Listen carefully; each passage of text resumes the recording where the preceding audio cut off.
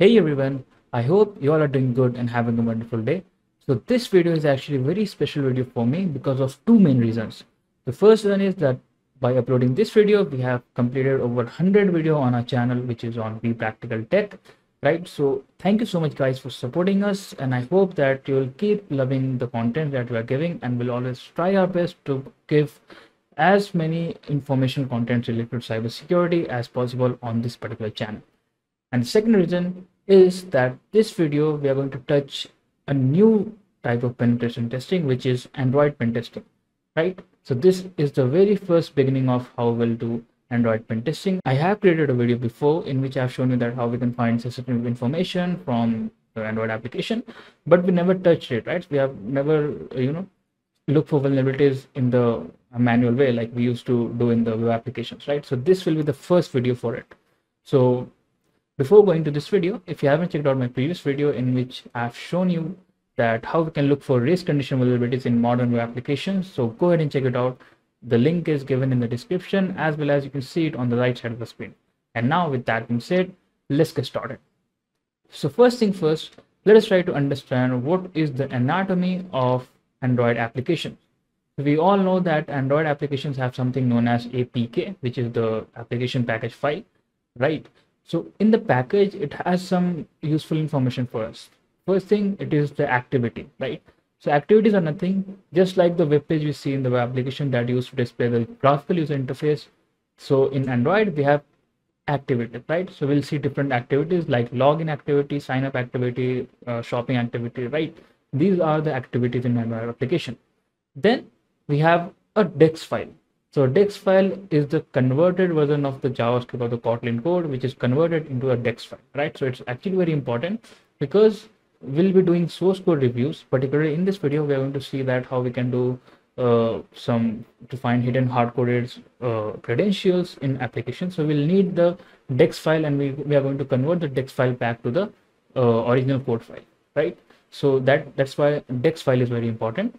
Then we have something known as broadcaster's receiver, right? So it's also very important because let's say, for example, we have an Android application that updates itself when the Wi-Fi is enabled, right? So the application will use the broadcast receiver to know when the mobile has enabled Wi-Fi in the particular mobile, right? So that's why broadcast receiver is also very important. Then we have some services that is being run at the background, for example, fetching some files similar to what we have at the backend side of the web application. We have a server which is fetching the data, doing some bunch of stuff. So an Android application, we have services for that, right? So these are some important things that you should look for when you're looking for Android pen testing, right? Now let's try to understand that how we can do a source code review to find some hidden information, right? First, let's try to see what will happen if we use an automated tool to find some information, and then we'll see how we can find the information manually, right?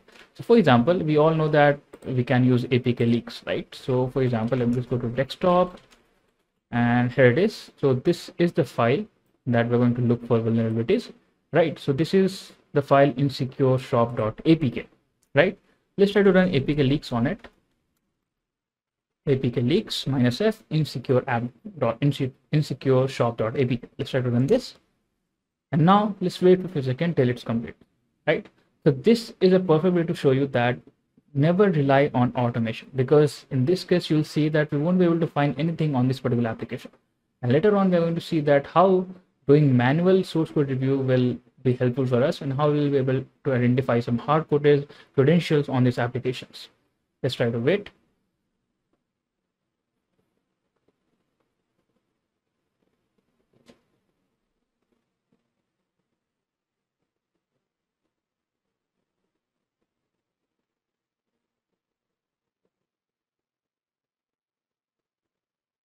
As you can see, the results have been saved to this particular output, and we haven't got anything interesting, right? We got a bunch of links, but they're not useful for us, right?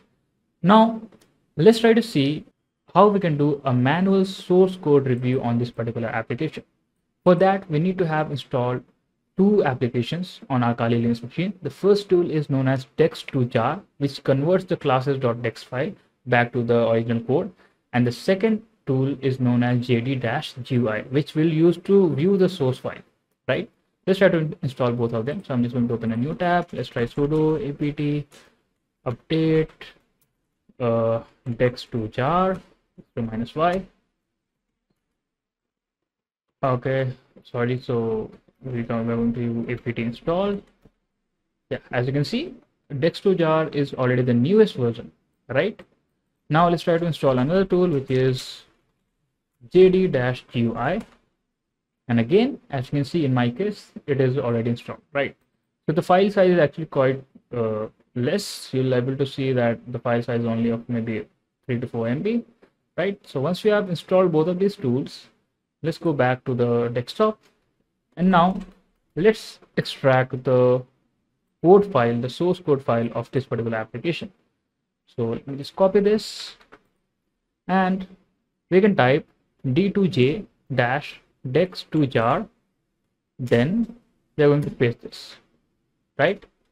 Let's hit enter, and now it will decompile the file. Basically, it will convert the dex file back to the original source code. So let's wait for a few seconds.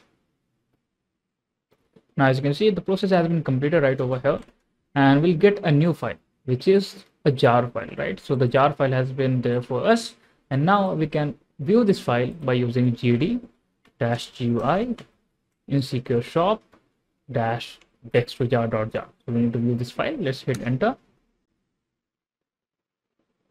And now, as you can see, this is the interface of Java decompiler.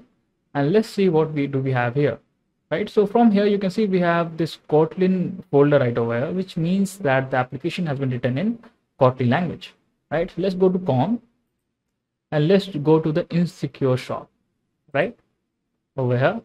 And now you see we have different type of class over here. We have about us activity, which is, as I've told you before, the activity is nothing but the GUI interface. Then we have login activity right over here. As you can see, this will be the login interface of that particular application, right? So we are seeing that it is importing a lot of activities right over here. Let's go down and let's review this code for a while. For example, we have this on login. Then we have, let's go all the way to the bottom. And if you see over here, this line, right? So it is saying that the if string is starting with default string, then it is going to try a bunch of stuffs. Let's try to find the hard-coded password, right, on this particular source file. Let's try to see how we can find that. So let's go all the way up. Let's try to review all the functions one by one.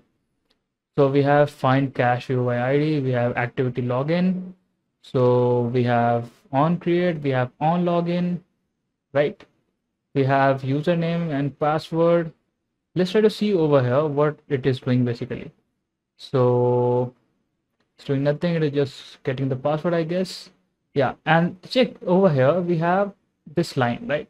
So there is this verify username and password, and this string 1 and string 2 are passed, right? And if you check over here, the string 1 is the username and the string 2 is actually the password, right? From here you can also see we have log.d, username is string 1 and password is string 2. Also, another important thing is that many people will say that you won't need a programming language in ethical hacking or cybersecurity stuffs, but I will recommend you to at least know the basics of how Android application works, how web application works, by learning the programming language behind it, right? Maybe you can learn PHP, you can learn Node in the backend of web application if you want to go into web application, and if you want to know about the anatomy of Android application, then please learn at least Java or Kotlin, right? Now, as you can see right over here, so maybe this function verify username password, right? So this function or this method basically is checking whether this application is whether the credential supplied is actually valid or not. Let's try to click on this function and let's see where it redirects, right? As you can see, we have this function right over here. So it is checking the parameters, and then it is checking get user gets function, and this function is actually getting used, right? And then the value is getting compared, right? So this function get user creds, let's try to click on this and let's see where it will go. As you can see right over here, we have this get user creds function. And if you see over here, we have this data right over here, right? So see, so this is the actual username and this is the password that was hard coded on this particular application, right? Even the automated tool, the very reputed tool APK Leaks, was not able to find this particular credential right over here, right? This is the importance of looking for bugs manually in the source code itself, right? I hope that you have understood it. So now we have this password, the username and password. We can simply just put the password on the application and will be easily logged in into the application, into the next activity, right?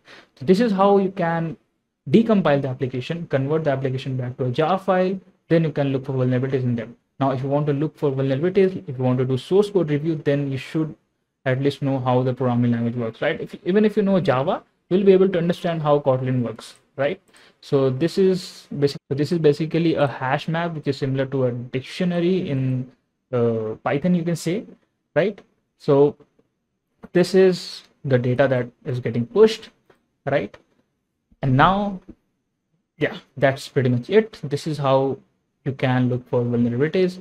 And this was one of the vulnerabilities in Android application that occurs, which is hard-coded credentials, right? We're going to touch more vulnerabilities later on. But for now, for this video, this is it. Please let me know if you have any doubts or any issues, right? So if you have any doubts or any issues, feel free to let me know the doubts or issues in the comment section.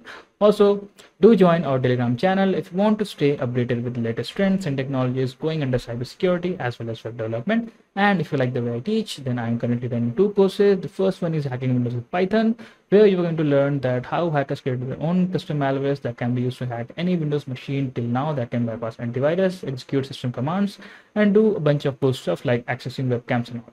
The second course is Bug Bounty, the ultimate guide to hunt account takeovers, where you are going to learn that how you can find misconfiguration in web applications that basically leads to compromising the victim's account without even interacting with the victim, right? So both of these courses are practically demonstrated, so you can go ahead and check it out. The link is given in the description. And now with that being said, keep learning, keep hacking, and thanks for watching.